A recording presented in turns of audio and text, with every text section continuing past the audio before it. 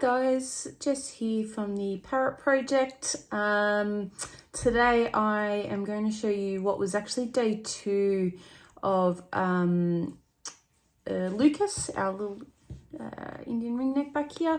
What his day 2 was like. I was working out quite a lot of different behaviours for him, and sort of just trying to understand his what he was trying to tell me a little bit. I won't say it was a complete fail for the first day, but in the sense that I did learn a lot about him, but I did come away with the idea that potentially the power pause technique, over vocalisation, the power pause technique might not be what I'm needing to do for him. I have 2 different issues with Lucas right now. One, he is fearful of me generally. He's quite scared if I approach him. And also he over vocalizes as well. He's not too bad at the moment. I've had some sounds going for him, so he's been a lot better in that sense, but I'll do some voiceover along with it to tell you sort of, I guess now in hindsight, I understand. But I was trying to attempt at least on this particular day. So I'll go through that a little bit. He's pretty cute. He's just, I think this is going to be a bit of a challenge because I don't think he's a full aviary style bird. So he does tolerate being around me. He has come quite close from time to time to get treats. So I've been giving him more. I've got some walnuts in front of me, and he's been coming up quite close to get those walnuts. So that's been really great. That's been fantastic overall. But he's kind of in the middle between companion parrot and aviary bird right now. He's in a bit of a limbo, parrot purgatory, I guess.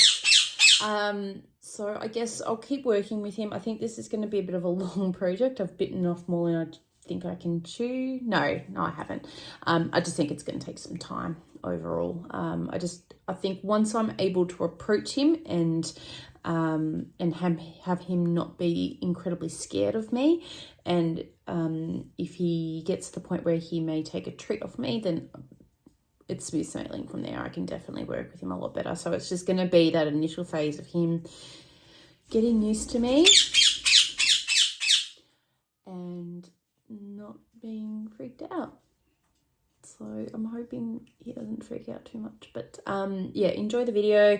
I'm hoping we get this might, like, I might not update for a little bit because this is probably going to be a phase for a little while. I might just do some cute videos along the way.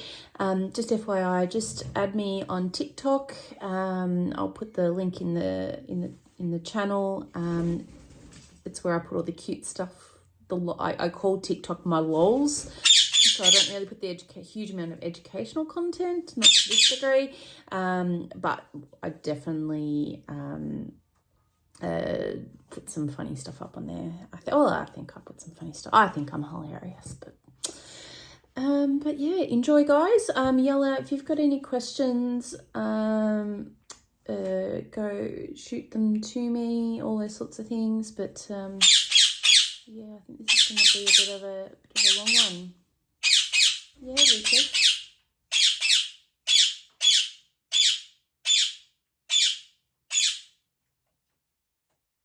Yep. Thanks, guys. So hey guys, today's second day with Lucas, the Indian Ringneck. Lucas is in this room so we can undertake training.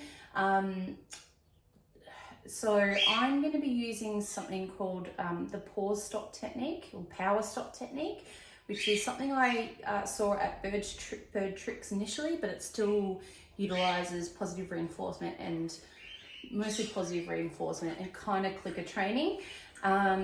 He is very reactive to me being present, and gets quite fearful and frightened and things like that. So I'm using that power pause to reward him for calm, and the reward essentially is me backing away. And then I progressively get closer, and there's a really, really good video of this by BirdTricks.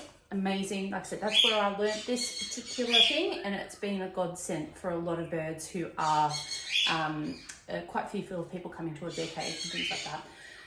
Now, there's a few things that I'm doing that are probably not the kosher as according to the BirdTricks Bible. I do have a lot of sounds going around. I've got nowhere really that is soundproof in this house, that is free of bird sounds, free animal sounds, that sort of thing. So I'm doing my best with what I have, and that's ultimately what I ask of everyone, to do the absolute best of with what you have. And so this is the case. So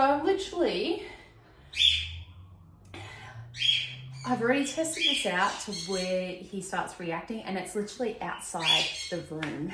So if I go into the room, he starts flock calling and things like that. He's not doing it right now. So that pretty much means, hey flock, something's here. I'm scared. Let you know. So that's essentially what he does do. I'm trying to get to the point where he doesn't, I get close enough where he doesn't do it, but he's also showing a slight amount of discomfort. Pause there, wait for him to become calm. Once he becomes calm, I clicker it, and then I move back. So it does take the idea of having to understand his behaviours, and I guess understanding what bird language is. Now, Indian Ringnecks are generally, I hate stereotyping birds, but they are known for being quite flighty if they're not tame. So they're sort of a bit skittish and a bit here and there everywhere. So so it is really finding that moment very quickly and what we call capturing that behaviour. But the thing is, like I said, the reward is essentially me going away, but it's a reward for calm. So I want calm. When I get calm, I clicker, because that's the behaviour I want. And then his reward right now, because I can't give him food, he doesn't want anything from me, is moving away. And so then that progressively get closer and closer and closer. So that's essentially where it is. So let's see how this goes. I have had 2 attempts at this already, where I have failed.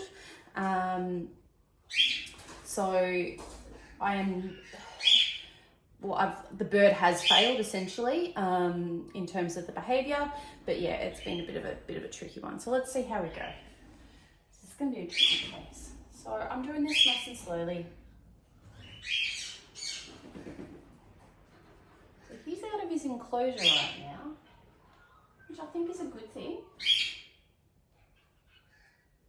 Hey buddy. Let's see if I can get this on video. And I think he's a lot calmer when he's not. Just FYI, that light is full spectrum lighting, so he has that all the time. It's a bit hard to see. He is, let's see if I can, so he is trying to find a way of pointing right above my finger right there. So this is going to be a bit interesting. It's a bit hard to really demonstrate. See if I can get in a bit closer. Let's see. So I'm assessing for his signs that he's quite comfortable looking right now, which is a good thing.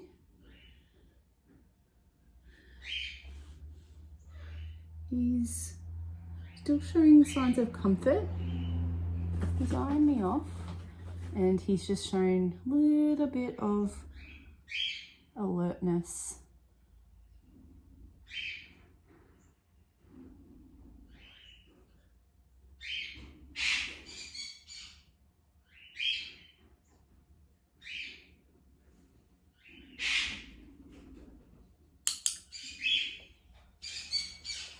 And he was calm for that. So I back away.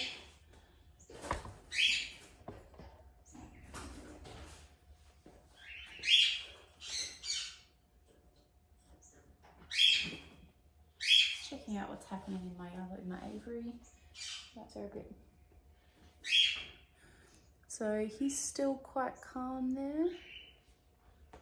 I'll just pause this and turn it around so you can do this a bit better. There we go. I think that's a little bit better there. You can see him just above the little sign there I have, the Parrot project sign. So right there. And he's looking quite comfortable with himself, which is fantastic. So I'm not going to talk a huge amount more from here. I really want a focus on calm and as much of little stimuli as possible. So the fact he's not flock calling is an amazing thing. He's stopped flock calling now that he's out of his enclosure. So that just shows you about getting out of an enclosure and what the benefits of that are. So I'm going to attempt, try not block there.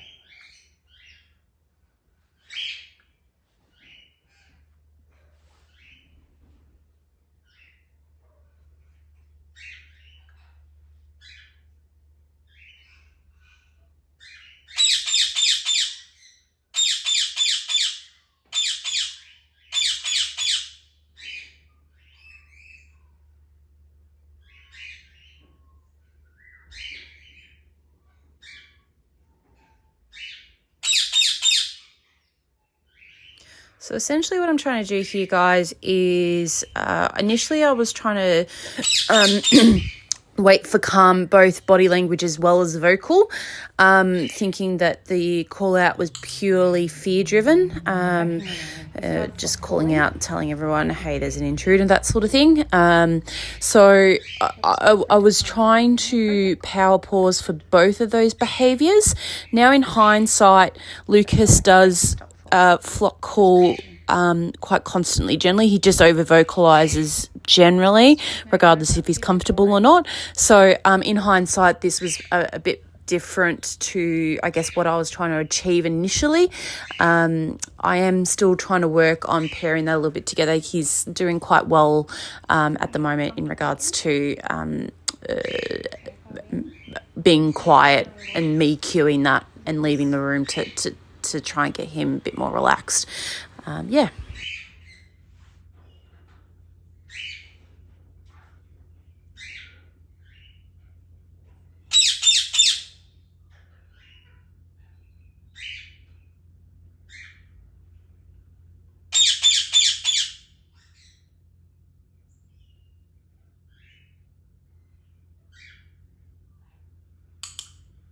So I waited for 5 seconds after his flock call to reward him of me retreating.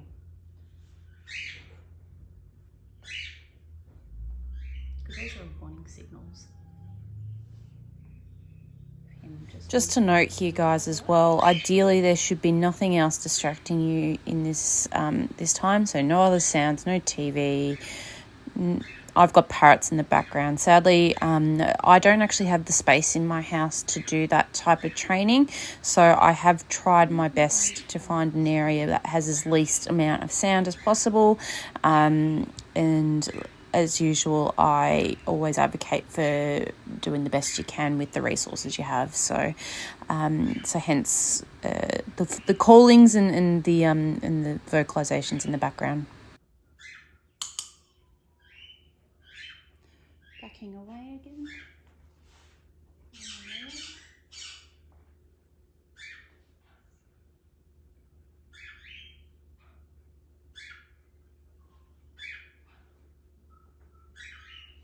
Not the most ideal place. I'd like to have been on a perch, but he seems quite comfortable there.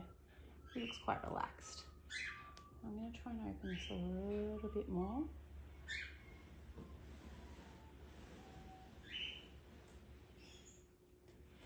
He did that very well, so I'm going to reward him for that.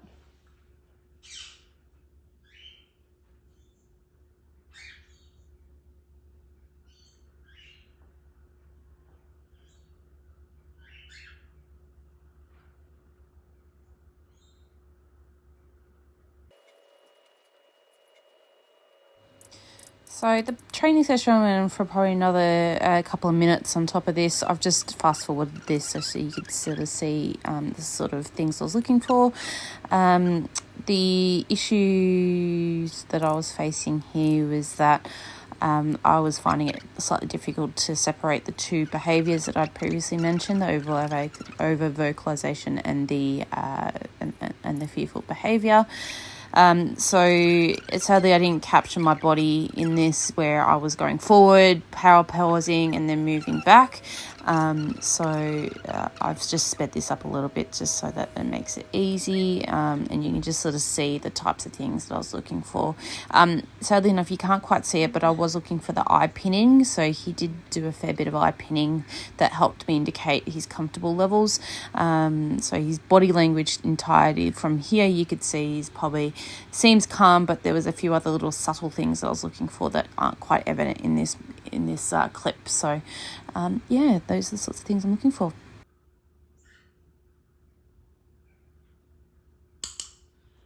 Beautiful. The signs that I'm looking for are pretty subtle.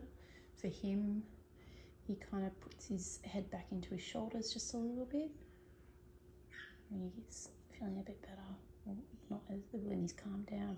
So right now he looks quite calm. I hope that's shown a little bit of what we do. I'll try again tonight, do another 10-minute session.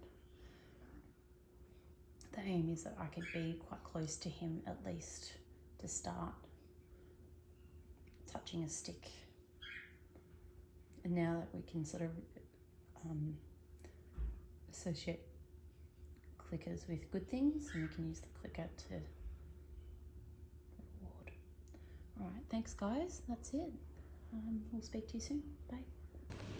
Thanks for watching, guys. Thanks for coming on this journey with me a little bit. So I'm learning a lot as I go along as well. As I usually say, I'm not an expert. I'm not a professional. I just have general experience, sort of over a decades of experience being around birds, and have some basic knowledge about techniques and things like that. I don't do this as a profession, but I am willing to impart my services for free, both one for the client who might be struggling, and also for myself. I'm learning along the way as well. So thanks again, guys. Like and subscribe and all those sort of fun things to be up to date with the content. I'm always happy to get sort of feedback as usual, and yeah, I'll hopefully see you guys soon. Cheers for that. Bye.